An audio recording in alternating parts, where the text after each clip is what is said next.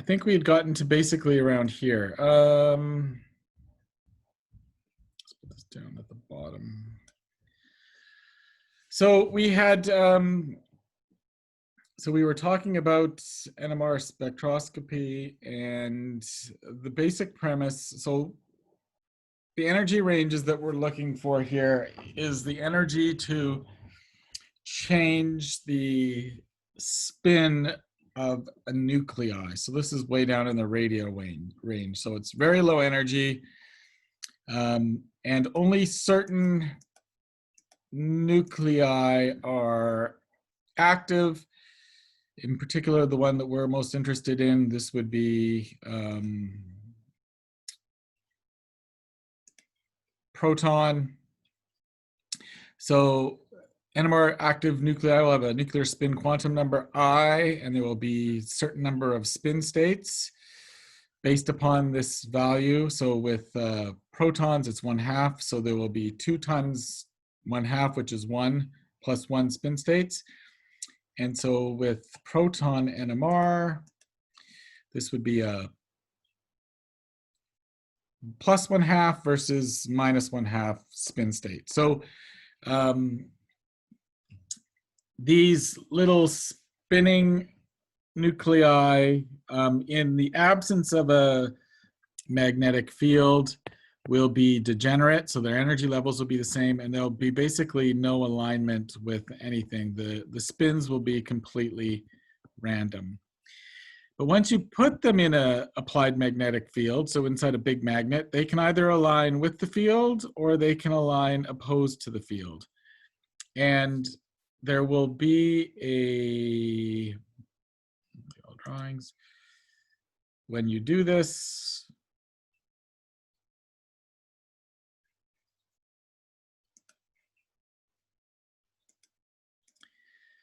there will be an energy difference between the 2 spin states. So we can have a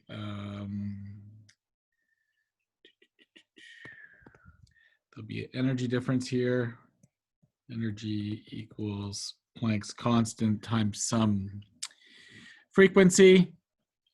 The nuclei that are opposed to the field will be higher in energy. The nuclei aligned with the field will be lower in energy. So this is basically saying you're increasing the applied field. So in no field, these 2 spin states are the same, and then it divides apart.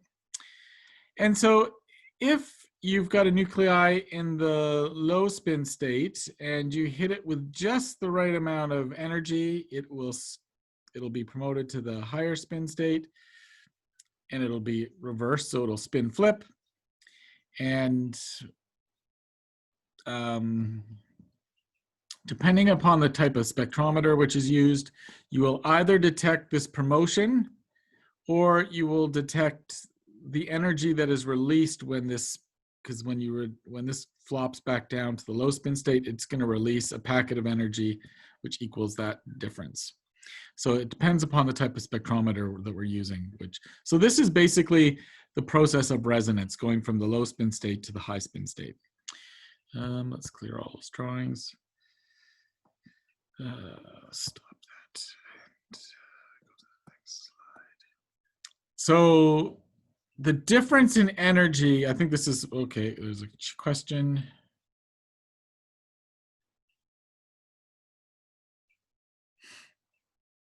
Okay, I will do that.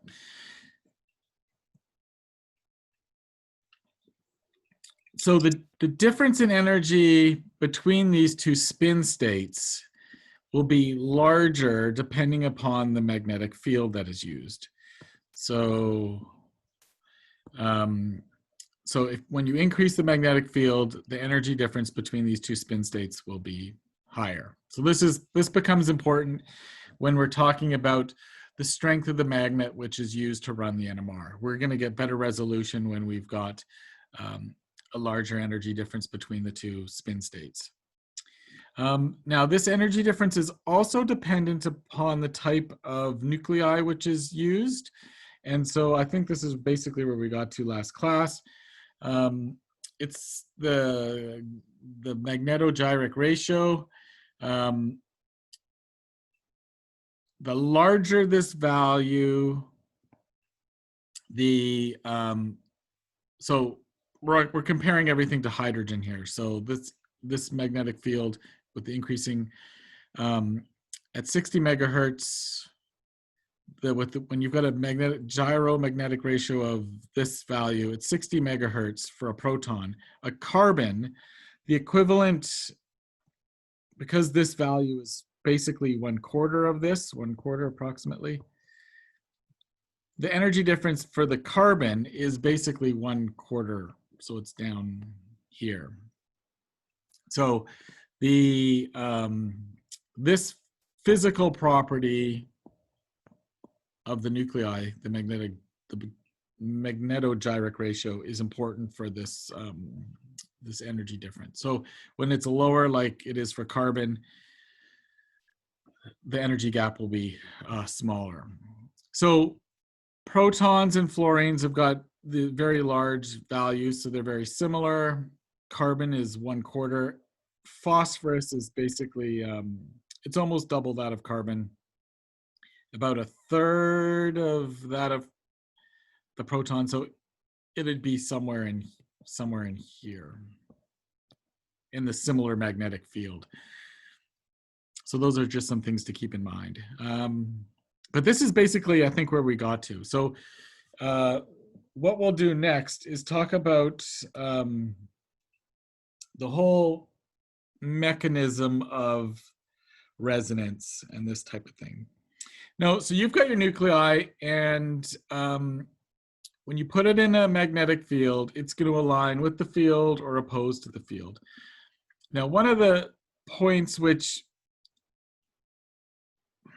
is important if you take a spectroscopy class that's at a higher level, like when I took spectroscopy at the graduate level, this sort of thing was very important. But for a second-year course, for what we're doing, it's not necessarily that important. But not only do the nuclei, but I have to explain it just a little bit, because later on, if you're ever getting into further detail, you need to know that this has happened.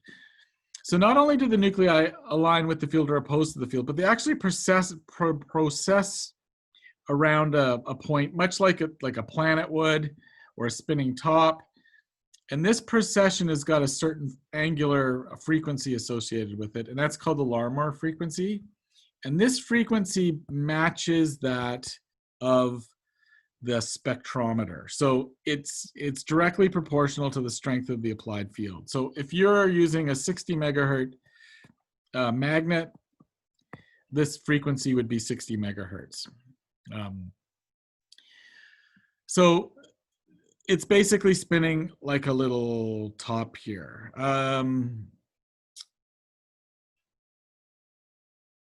Now, the rest of the explanation I'm going to give, we don't really need to worry about this, but if you take a grad school course, this angular this angular frequency is actually important, because you can do a series of experiments which flips the spins and all sorts of stuff like this that are quite sophisticated, and it relies on this Larmor frequency. So that's just something to keep in mind. But for what we're doing, we've got degenerate energies at low field, and then at high field, they split apart to the 1/2 and the -1/2. And what we're worried about is the energy difference between this, like going from low spin to the spin aligned to spin opposed, and that. But there is this added little bit that these nuclei are actually, typically, they've got this Larmor frequency associated with them. Okay, so you've got your nuclei, which is aligned with the field. Radiation comes in, which matches the energy gap, which also matches the Larmor frequency, and the spin aligned gets reversed to the spin opposed, and this is the absorption. And this is called this absorption of the energy, and going from the low spin state to the high spin state, spin aligned to the spin opposed, is called resonance. So this is where resonance comes in the title.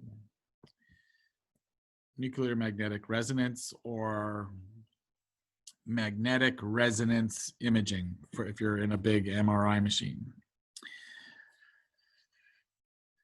Yes, so HV is basically the same as H little w. Okay, now, does this make sense so far?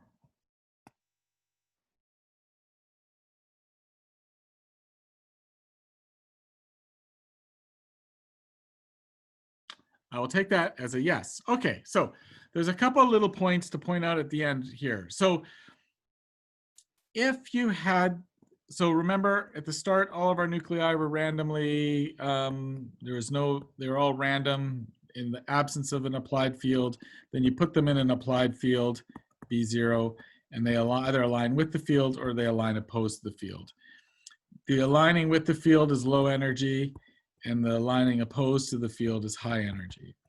Now, if the high energy, if the population of the nuclei in the low energy equaled that of the high energy, there wouldn't be any resonance. You wouldn't be able to detect anything.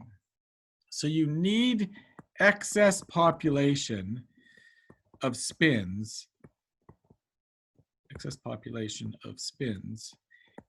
in the lower, in the spin aligned, for the spin aligned nuclei. And so, Boltzmann distribution, who's in phys chem?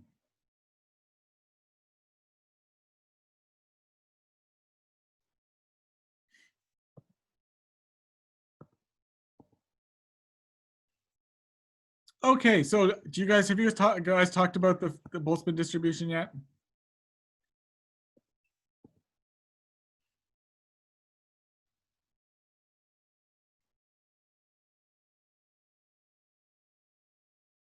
I can't remember what's in first term phys chem and what's in second term phys chem.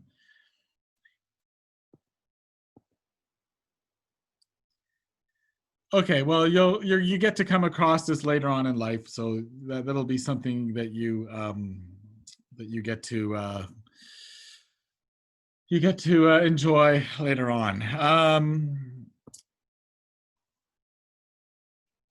Okay, so but anyway, there is a Boltzmann distribution which basically talks about, given the temperature and the energy differences, a population difference between the two. So what this little chart is trying to show, so this megahertz here, this is the field strength. So this is the magnetic field strength. This would be B0.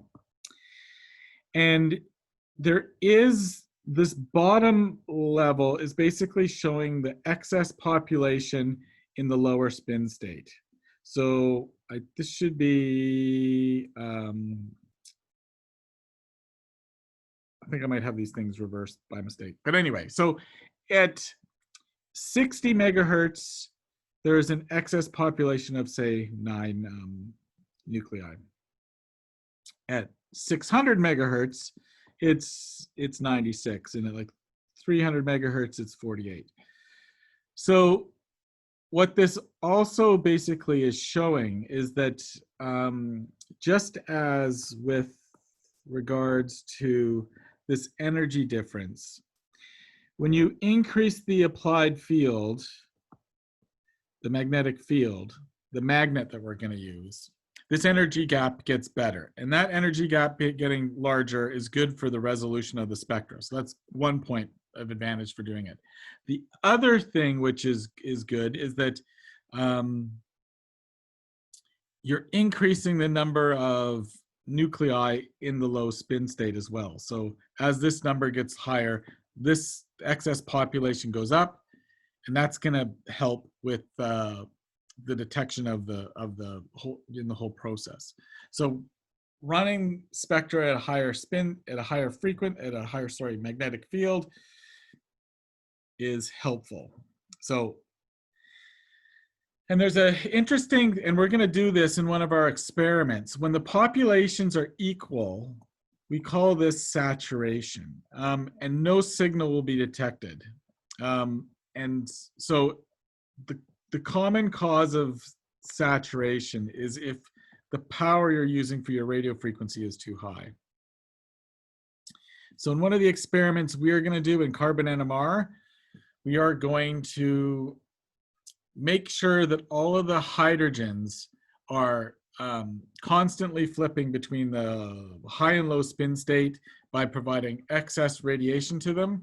And that's going to nullify any influence they have on the spectra. So this is an important sort of concept. So we want excess population in the low spin state to get a signal. So that's the whole purpose of this slide here. All right.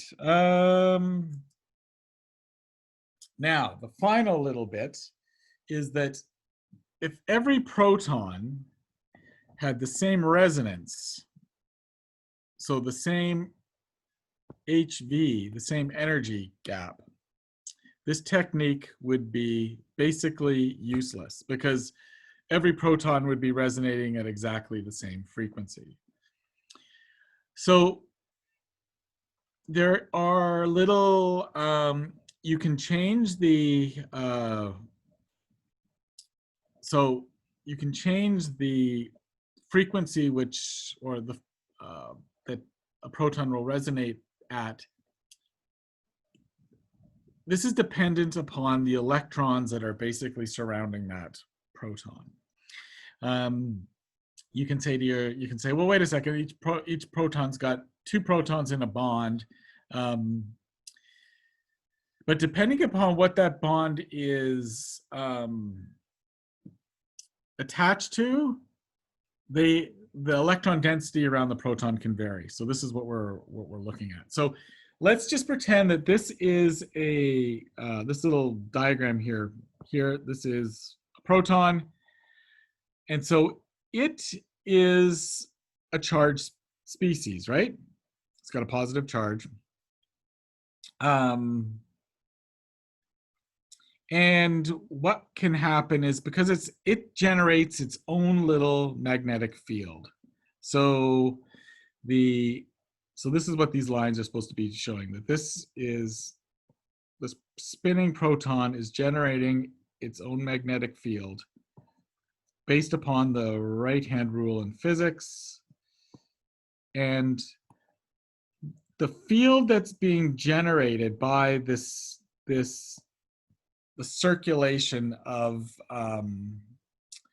the electrons in this around the nuclei is that it's got an induced field that is basically opposed to the applied field of the spectrometer. And so depending upon the number of nuclei, the electron density around the given proton, this induced field generated by the spinning proton, which opposes can be strong or weak, right? And so this is where the difference between each proton in a compound, why some protons will resonate at a certain frequency and others will rotate at another. So it's this, so the proton here, because of this induced field, which opposes the applied field, we say that this proton is shielded from the applied field because of the electron density. So the valence electrons from one will shield the nuclei. And there's going to be different functional groups that shield protons, and there are going to be other functional groups that de-shield protons. And so in that way, protons with one functional group will resonate, or protons associated with a certain functional group will resonate at frequency A, and other ones will resonate at frequency B, or C, or D, or whatever. So the circulating electrons, this generates the countermagnetic field, which is opposed to the applied field.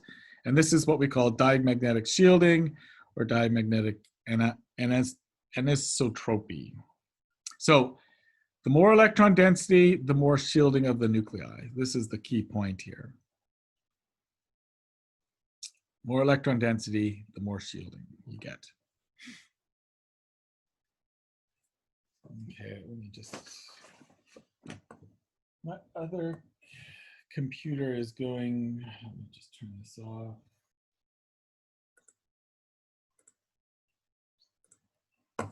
Okay. Any questions on that?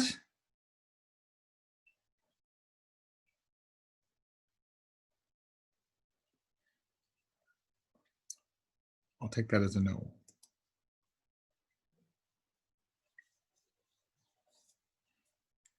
Okay, so this little flow chart is basically trying to describe what we've done so far. So each nuclei will have a distinct electronic environment, and therefore each nuclei will have undergo resonance at a ever so slightly different applied field. So each, we call various protons magnetically or electronically equivalent. They can be individually induced into resonance and detected at a certain frequency. So much like with infrared, we had basically, in infrared, we had a dispersive instrument, which was basically an analog instrument. And we had a Fourier transform infrared. We're going to see that the same thing applies with regard to NMR. So we can cause the nuclei to resonate either by varying the frequency in a constant magnetic field, or we can change the magnetic field in a constant frequency. So those are the two methods which can take place. And there's a, so with the analog NMR, you're going to scan through frequencies one at a time, causing the protons to resonate when the frequency, that energy matches the energy gap. And in Fourier transform NMR, what we're going to do is we're going to excite all of the nuclei at the same time, and we're going to measure the relaxation when that energy packet gets, when the nuclei goes from the opposed spin state and it flops back down to the aligned spin state. It's going to release a packet of energy, and we're going to detect all of those packets of energy and then put it into the frequency domain, right? So those are the two methods which is going to, everything's going to take place with. Okay, so we're dealing with the difference in resonant frequencies is extremely small. This is the key point. So those little tiny induced magnetic fields around the nuclei, the energy difference isn't very much. So, for example, if you've got chloromethane versus fluoromethane in a 60 megahertz spectrometer, the difference from the resonance of these three protons versus these three protons is only 72 hertz. So the field strengths in megahertz, the difference in the resonance is only 70 hertz. So this is, the difference is a little bit more than like 1 part in a million. So yeah, so compared to the field strength of the magnet, this resonance frequency is just tiny. So we never try to measure the exact resonance frequency. So the way that the scale is set up for in an NMR, what we do is we set a reference and we give it an arbitrary value of 0. and we measure everything from how far they are from zero. And this difference is in hertz. And so what was the, so the reference which was used was TMS, which is tetramethyl silane. We're going to see an abbreviation for TMS in organic chemistry, which was slightly different than that. But anyway, so at the time, this was the most heaviest shielded compound that you could find. So because of the influence of the silicon, these protons were surrounded by, had lots of electron density around them. So it took the most energy to cause these protons to resonate. And so this was given the arbitrary value of 0. And all of the other protons were measured in where they would resonate, say, it could be here. This value would be in hertz from 0. So this would be low energy, and this would be higher energy. So you'd start your scan, and then you'd go, and then it would be measured from this value. Nowadays, there's other compounds which are more shielded than TMS, so there is the odd thing which would resonate at -2 or -3. But at the time, this was basically what it was. Now, what we're going to see is that they had to come up with a scale that was constant between different spectrometers. Because if you ran a do I have this on the next page? No, I don't. If you ran a sample at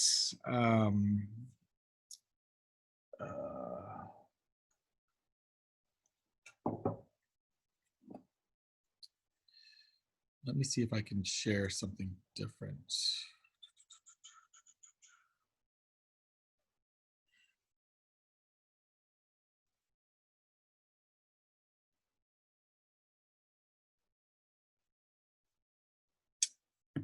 Should have set that up. No, whiteboard. Can you see this whiteboard?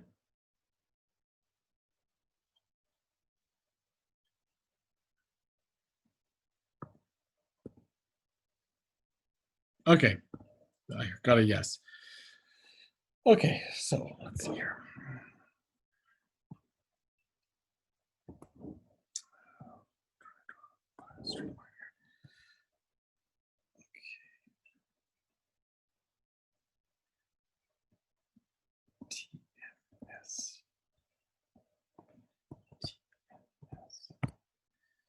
Okay, so this terrible line, this is supposed to be the reference point of TMS right here.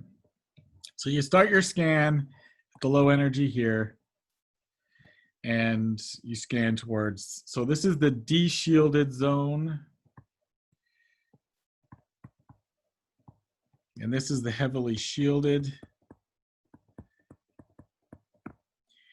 Okay, so let's pretend that you've got some sample and it resonates and it comes here, and you can measure, there's a difference in hertz here of, say, let's call this 120 hertz. And let's pretend that you were doing this on the field strength of your spectrometer was 240 megahertz. If you ran your same sample on a 60 megahertz machine, the difference between TMS and your sample would be 30. It would be 30 hertz. And so chemists thought to themselves, well, if we ever want to be able to use this, and because a person at University A might have a 90 megahertz machine and someone over there might have a 400 megahertz machine, and all vice versa, we want to be able to consistently represent where a given proton might resonate. So they developed a scale of parts per million, and so this will be, and this is what is on the next slide. Let me change the sharing here back to here. And so the chemical shift is in the difference in the shift in hertz divided by the spectrometer's frequency in megahertz. And so when you do this, so 1 hertz over, so this is parts per million, because this is a million hertz, right? So this is where you get ppm from. So the x-axis in an NMR is going to be a scale called parts per million, and it's measuring the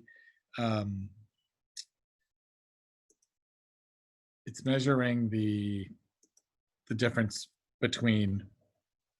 So if we've got 30 hertz, hopefully I did my math right, 30 hertz divided by 60 megahertz, this will equal not,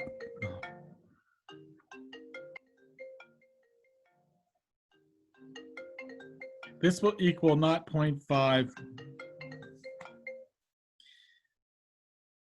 ppm. And if you run this same thing, this same peak would come out at 120 divided by 240, which would be 0.5 ppm.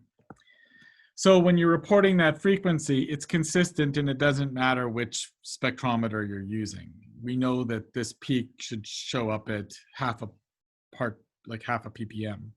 So this is why the scale of in an NMR spectrum is different. So parts per million. Does that make sense? So it basically means that if you're using a 300 megahertz machine or a 60 megahertz machine or a 90 megahertz machine, and you've got a sample of, say, methylene or methyl iodide, these 3 protons show up at the same chemical shift every time. So that's the whole point of, that's why that scale was developed.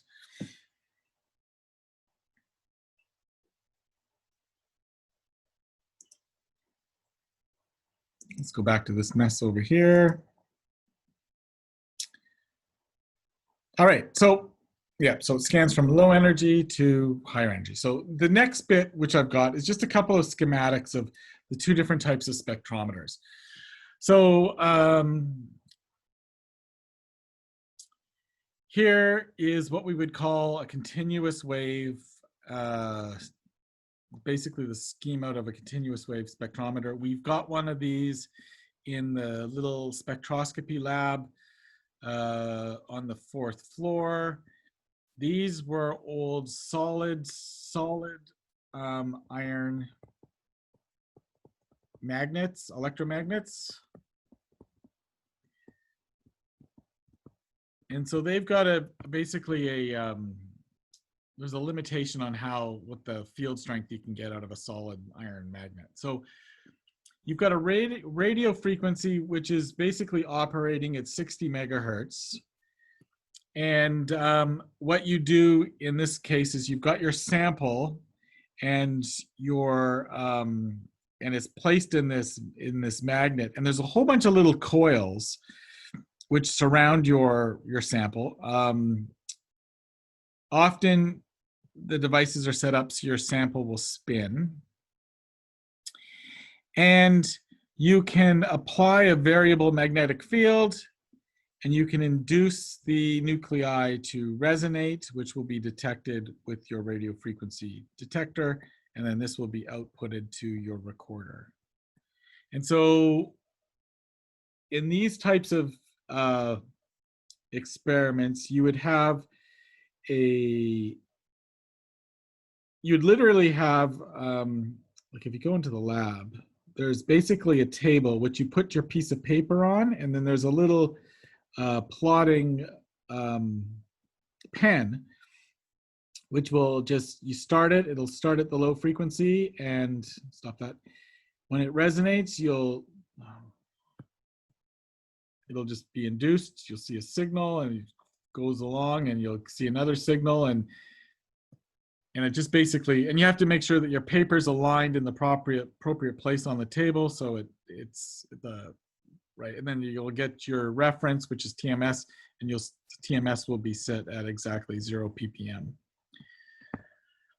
So in this case, you're basically changing the magnetic field strength, and you're causing your nuclei to be detected. Now, this brings up a good question. The solvent, so your sample is basically, your sample is dissolved in, basically dissolved in a solution, right? So it's dissolved in some, you need a solvent to do this. So one of the things you have to make sure of is that your solvent has got no protons. Sorry, not, but no protons. So the most common solvent that's used is deuterated chloroform. So chloroform is CHCl3, and so CdCl3. Deuterium is NMR active nuclei, but it comes in at a completely different field. So you can use deuterated chloroform as your solvent. Basically, all of the major solvents that we use come in deuterated varieties. Like there's deuterated benzene, so benzene ring with deuterium on it. Some of them are more expensive than others. There's deuterated acetone, so CD3, deuterated DMSO, which of course is this CD3. And you can even use deuterated water, D2O. So the common ones are probably deuterated chloroform, benzene or toluene, and then acetone and DMSO. DMSO's is really, it's got some really, it makes really beautiful NMR spectra. But the problem is it dissolves to your skin, and yeah, it can be a bit toxic and stuff. So those are basically the solvents. You have to make sure that your solvent has got no protons associated with it, or else all you're going to see is solvent. So that's basically how a continuous wave spectrometer works. The Fourier transform is a bit different. Oh, here's a little spectra. We'll talk about this a bit later on. So here we've got our sample, and this is just like an old continuous wave spectrometer. It's got the, so here's 8 ppm, 7 ppm, 6, 5, all the way down to 0 where your TMS is. So this is the really shielded zone, so lots of electron density here. The de-shielded zone is down around 6 or 7. And then we've got some peaks, which represent the resonance of protons. So here, here, and here. And often with DMSO, when you're using one of these old machines, this would ring. It's when the little pen goes there. So you'd want to line it up nicely so it matches right at the 0 point on the paper. Oh, the fun, oh, the joys of that. We'll get back to this in a second. I want to talk about the Fourier transform next. So the big difference with the Fourier transform spectrometer is it excites all of the nuclei at once. And then when the nuclei are excited from the spin 1/2 to the spin -1/2, when they're up here, they drop back down to the spin state and they release their little packet of energy. And this, of course, energy gap is going to be different depending upon the amount of the induced field, so the amount of shielding the nuclei have. And so there's going to be a release of a whole bunch of packets of slightly different energies. And then your spectrometer is going to pick these up, and it's going to Fourier transform them into a usable spectrum. So the way that these that this works is that you're going to excite all your nuclei at once, and this works best if you can do this over a really short time frame. And what we'll see, particularly in the case of carbon NMR, is that the rate which a nuclei relaxes back to the low spin state can vary. In carbon NMR, the types of carbons, this relaxation varies a lot. So some carbons will drop back over the course of like a second. Other carbons, it takes like 5, 6, 7 seconds for it to relax back to its lower spin state. But with protons, this relaxation process is relatively quick. So it's different than carbon NMR. So that's the key point, is that, and with these, with the pulses, when you're exciting the nuclei, what you can do is, if you take it a graduate level course, there's different pulse sequences you can use to irradiate the nuclei and excite them. And you can actually focus them and augment their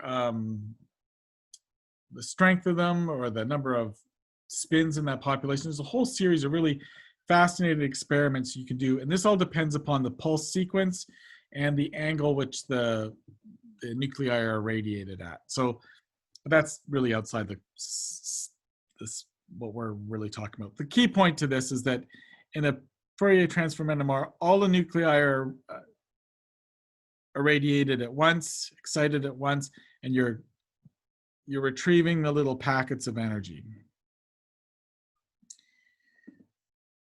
And so it looks like this. So when you're running your spectra, you'll do a pulse, you'll wait a second, and then this sort of thing, this what we call free induction decay, your FID is generated. So you can, in a typical FT-NMR experiment for a proton, you would run 16 scans. You would collect the first FID, and once you get down to here, then you would repulse it, and then it would start all over again. And then you get to here, you'd repulse it, and it would start. And so your spectra is composed of like multiple scans of the same thing. Whereas in the continuous wave spectra, you're only scanning through once. You're getting a signal here, and time goes on. You're getting a signal here, time goes on. You're getting a signal here. So a continuous wave spectra is basically just one scan, going from low energy to high energy. Whereas with an FID, you can get multiple scans. And of course, when you get the multiple scans, this is going to remove the background noise. So it's going to be, it's going to make your signal to noise ratio better, that type of thing. And you can often tell, like this FID is really, it's got some nice sort of, it's got some nice harmony to it. Some FIDs are just ugly. Other ones are really beautiful. Like they just look like the whole host of visual sort of. So sometimes you can tell you've got your if you've made a certain compound lots of times, and you're going down to run a spectra just to check to make sure it's good again. You can look at the FID and say, yeah, that looks like what I remembered. And when this gets processed into a spectrum, it's like, oh, I did make, but you can just tell by the FID sometimes. It's kind of neat. And so this is basically, so let's pretend that we've got acetone as our sample, This is the FID when it's being, you can scan it multiple times, so the signal to noise ratio will be better. This is so the more scans, the better the signal to noise ratio will be. And this pulse, this would represent the so your signal is here at 2.1 ppm. TMS would be here at 0 TMS. So it's a slight, just like in Fourier transform IR, your spectrum is composed of multiple scans. The same thing with NMR. So the time it takes to run 16 scans in an NMR is it's approximately 1 minute. Maybe it's 1 minute and 10 seconds, something like that, like 70 seconds. So to run an NMR spectra, it takes no time at all. It takes a minute. It takes more time to prepare your sample, put it in the machine, program in the actual experiment you're going to run.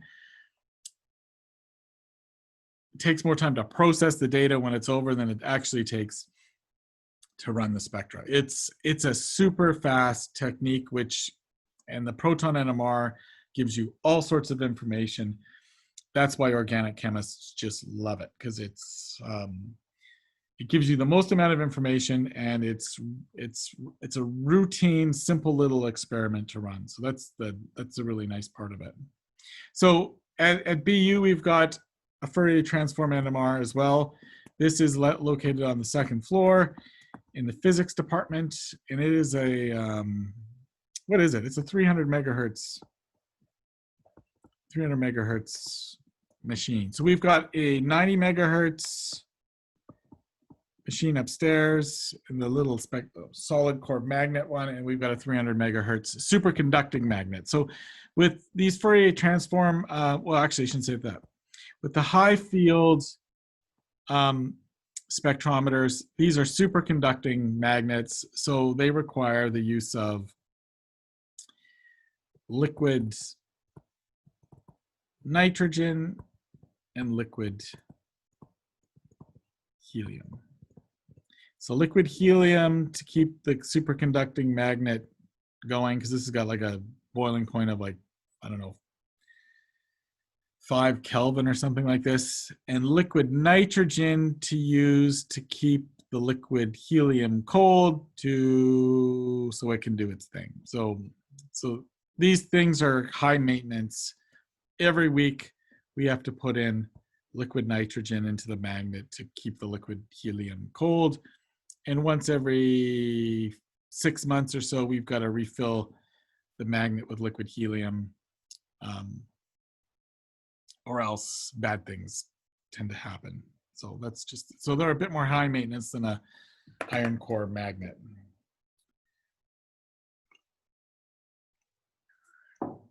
All right, now, where are we?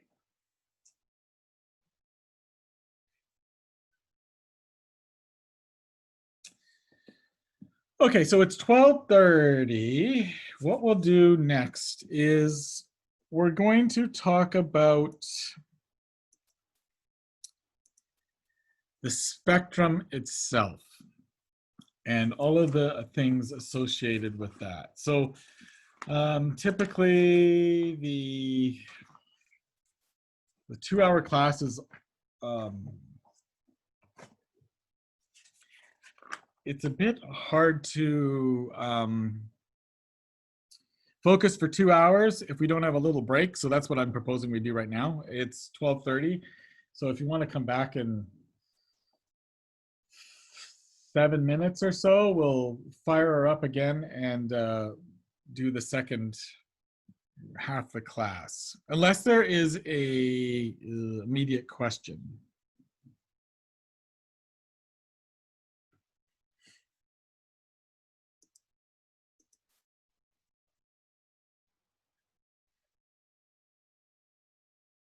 Yes, I will be.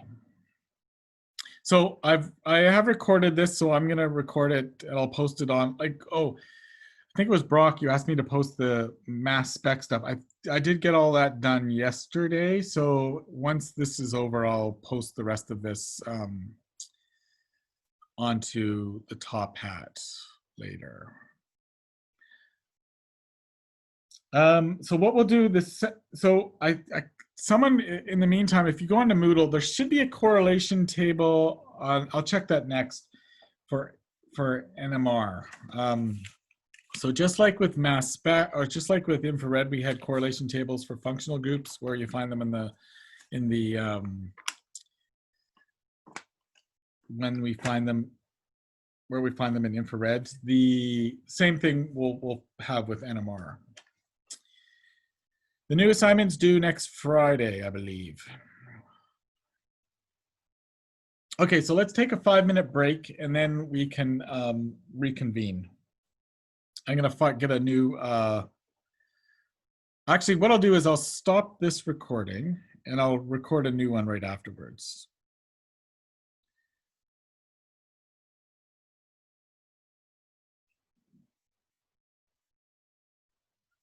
So I'm gonna close the meeting and then I'm gonna restart the meeting.